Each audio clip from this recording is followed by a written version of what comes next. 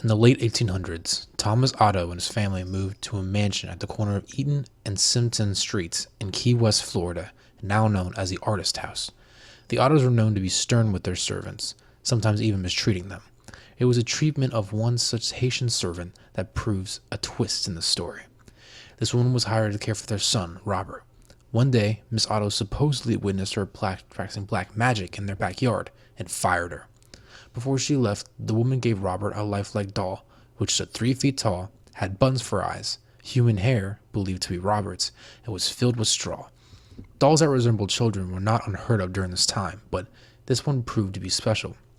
Robert named the doll after himself and often dressed it in his clothes. Robert, the doll, became his trustworthy companion. He took it with him on shopping trips into town. The doll had a seat at the dinner table where Robert would sneak at bites of food when his parents weren't looking.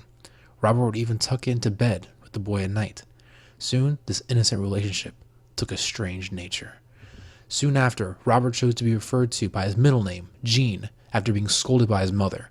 He told her that Robert was the doll's name, not his. Jean was often heard in his toy room having conversations with Robert. Jean would say something in a childish manner, and responses could be heard in a much lower voice. Sometimes Jean would get very agitated, worrying the servants and his mother. She would, on occasion, burst in to find her son cowering in a corner, while Robert sat perched in a chair or on the bed, glaring at him. This was only the beginning. Household objects would found throughout across the room. Jean's toys often turned up mutilated, and giggling could be heard. Whenever these unusual acts took place, Jean always said, "Robert did it." The boy took punishment, but always insisted the blame was on Robert. As the mischief grew, more and more servants took their leave as new ones were hired. The Otto's relatives felt it was time to do something. With the recommendation of a great aunt, Jean's parents removed Robert from his care and placed him in a box in the attic. This is where he resided for many years. After the death of his father, Jean was willed his boyhood home. He decided to live in the Victorian mansion with his new wife. Jean had become an artist and felt the house was spacious and would provide enough space for him to paint.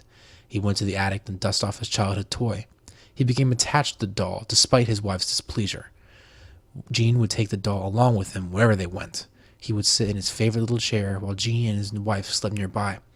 The turret room became Robert's domain after Miss Otto moved him back to the attic. Their marriage slowly became sour until Miss Otto supposedly went insane and died of unknown reasons.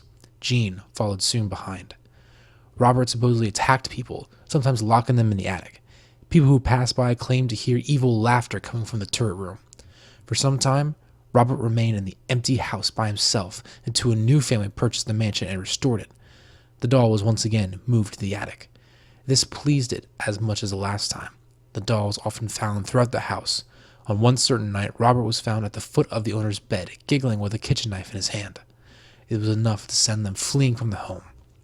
Robert was later moved to the East Martello Museum in Key West, where he sits perched in a glass box. Despite his new living quarters, the doll was believed to not have given up his menacing ways. Visitors and employees claim they see the doll move. His smile has been known to turn into a scowl. One employee cleaned Robert, turned all the lights off, and left for the night. The next day, he returned to find the lights on, Robert sitting in a different position than the night before, and a fresh layer of dust on his shoes. Some say he'll even curse you. If you want to take a picture with him, you must ask politely. He'll tilt his head in permission. However, if he doesn't, you take the picture anyway, a curse will fall upon you and anyone who accompanied you to the museum. The same will happen if you make fun of him.